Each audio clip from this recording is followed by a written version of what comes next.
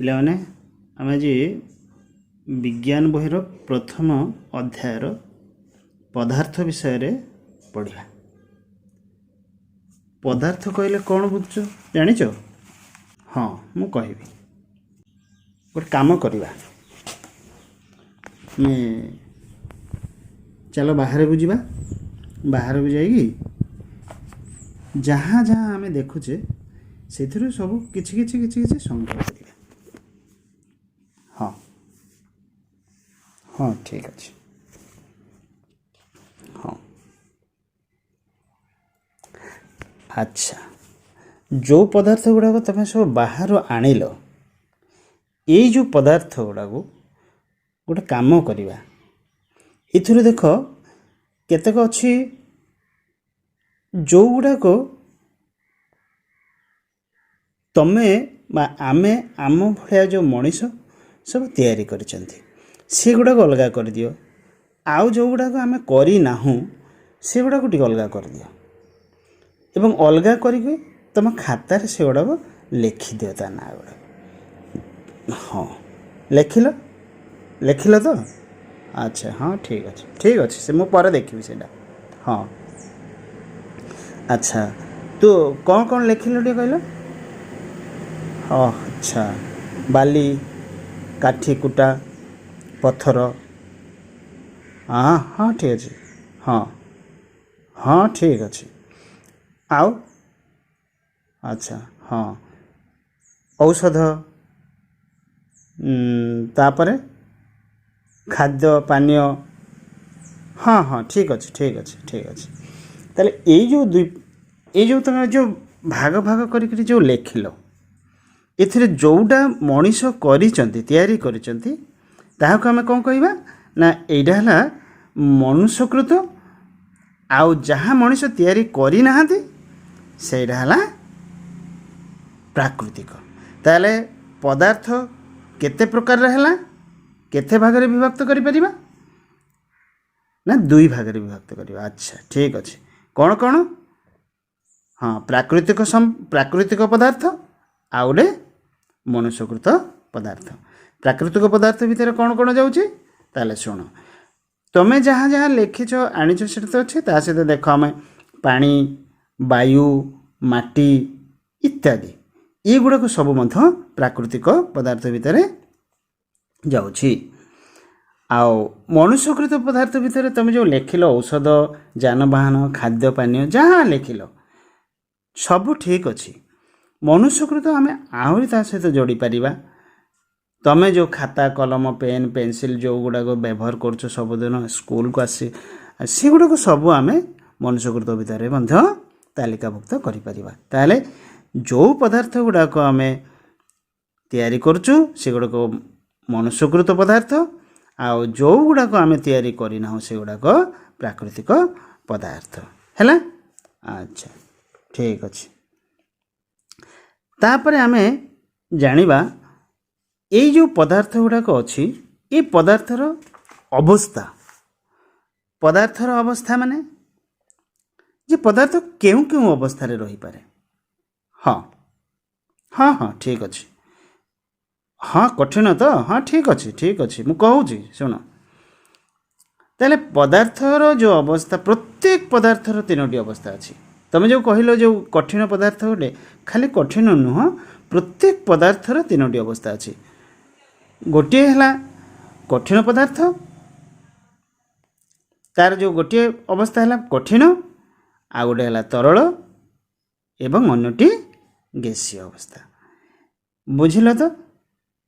ହଁ, ଯେଉଁମାନଙ୍କର ମନେ ନ ରହିବ ସେ ଟିକେ ଲେଖିକି ରଖିଥାଅ, ପରେ ଦେଖିଦେବ। ବହିରେ ବି ଅଛି, ତୁମେ ଲେଖିଦେଲେ ବି ତୁମକୁ ମନେ ରହିଯିବ। ହଁ, ତାହେଲେ ପଦାର୍ଥର ତିନୋଟି ଅବସ୍ଥା କ'ଣ? କଠିନ, ତରଳ ଓ ଗ୍ୟାସୀୟ। କହିପାରିବ କି କଠିନ ଅବସ୍ଥାରେ କିଭଳି ଭାବେ ଆମେ ତାକୁ ଦେଖୁଛେ? ନାହିଁ? ହଁ, କହିବି, ରୁହ। ଠିକ୍ ଅଛି। ପଦାର୍ଥ ଦେଖ, କଠିନ ଅବସ୍ଥାରେ ପାଣି ବରଫ ହେଇଯାଏ। ଜଳ କ'ଣ ହୁଏ କଠିନ ଅବସ୍ଥାରେ? ବରଫ ହୁଏ।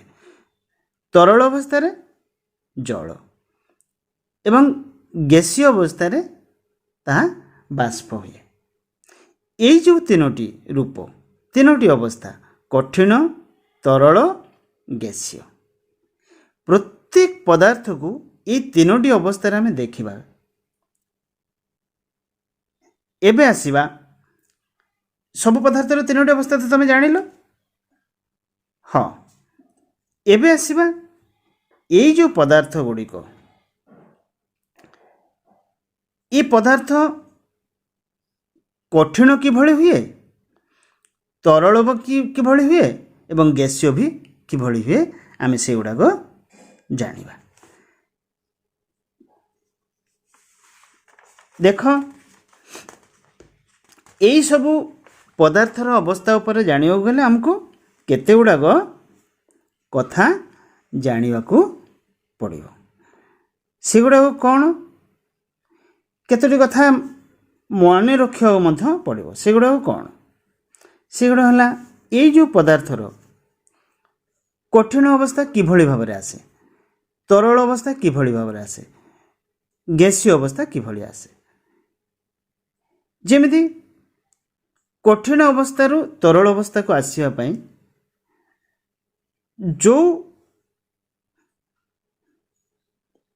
प्रक्रिया रे आसे यही प्रक्रिया को बा जो तापमात्रा रे कठिन रु तरल पदार्थ को आसे से तापमात्रा निर्दिष्टता को आम गलनांक बोली कहू आउ इंग्लिश रे कहती इंग्राजी रे एटा को मेल्टिंग पॉइंट कहा जाए जेमिति देखो ये गलनांक कहले जो तापमात्रा रे जो बरफ जोटा कठिन अवस्था बरफ तरली जल हो जाए ताहाको गलनांक कहा जाए बुझिल तो माने बरफ कठिन अवस्था अच्छी ताको जल रे तरल होउची ना नहीं हाँ हाँ हाँ ठीक अच्छे हेले हवापाई ताको उत्ताप दरकार कि नहीं दरकार ताले यही उत्तापटा केते जेतिकी उत्ताप हेले बरफर तरल जल रे परिणत हुए या गलनांक कहती बुझिपार ए आउ गोटे अच्छी तार है से शब्द है हिमांक हिमांक कौन जो जल हो गला जल पुणी बरफ को जीव हाँ ताले ये जो जल है आउ थे बरफ को जीव जीवाई तार जो तापमात्रा बा जो अवस्था गले कठिन हुए यह हिमांक कहा जाए यार अर्थ जो तापमात्रा रे जल को शीतल कले करी बरफ रे परिणत करा जाए सही तापमात्रा को जलर हिमांक कहा जाए बा इंग्राजी रे ताकू फ्रीजिंग पॉइंट कहा जाए यही प्रक्रिया को जो प्रक्रिया रे एडा जल बरफ को जाउची से प्रक्रिया को हिमायित बा घनीभूत मध्य कहि परिबो आउ गोटे जिनस अच्छी एबे तो तुम जानिल जो कठिन और तरल है आउ गोटे अच्छी स्फुटनांक स्फुटनांक स्फुटनांक माने कौन यह है जो तापमात्रा रे जल फुटी बांफरे परिणत होई बांफरे परिणत हुए बुझिपार तो माने जल तरल अवस्था रे जल जल बांफ हो जाए जो तापमात्रा रे ताहाको आमे जलर स्फुटनांक कहिबा बा जलर स्फुटनांक कहा जाए एवं यहाँ इंग्राजी रे मध्य गोटे शब्द अच्छी से शब्द इंग्राजी रे मध्य जानी रखा दरकार कहीं तुम बड़ क्लास को जिते को जीव से तुम ये पढ़ुच स्फुटनांक से थी अन्य इंग्राजी शब्द तेणु एबेठू इंग्राजी शब्दटा जानिले तुम से जान तेणु यही स्फुटनांक इंग्राजी रे कहती बॉइलिंग पॉइंट कौन कहती हाँ बॉइलिंग पॉइंट राइट आउ तापर आसवा एबे जानिबा ये जो बाष्पीकरण गैसीय जो होची ये बाष्पीकरण कौन जलर तापमात्रा सबु बेले जानिब 100 डिग्री सेंटीग्रेड रे जल बाष्प हुए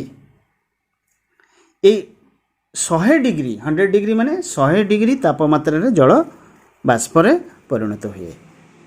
आमे जदि जल को फुटेबा 100 डिग्री न हवा पर्यंत जल बाष्प बा तार जो बाष्प बाहरनी जेतेबेलू से 100 डिग्री सेंटीग्रेड तापमात्रा ग्रहण करे से जल सेतेबेलू बाष्प हवा को आरंभ करे। एबे तुम प्रश्न पचारि पर सार जदि पोखरी पानी नई पानी ये गुड़ाक तो भी बाष्प हो आम आग क्लास गुड़ाक पढ़ीचु यहाँ हाँ से बाष्प हुए सेटा प्राकृतिक उपाय धीरे धीरे धीरे धीरे तापमात्रा जलीय बाष्प होता है सेटा जलीय बाष्प आकार से बुड़ी जाती। किंतु जलर गोटे जो बाष्पीकरण जो तापमात्रा वैज्ञानिक माने परीक्षा करी देखिछंती बा आमे भी देखिपर जे 100 डिग्री सेल्सियस रे ही जल बाष्प हुए। अच्छा बुझीपार ताले आज आमे कौन जानिले ना पदार्थ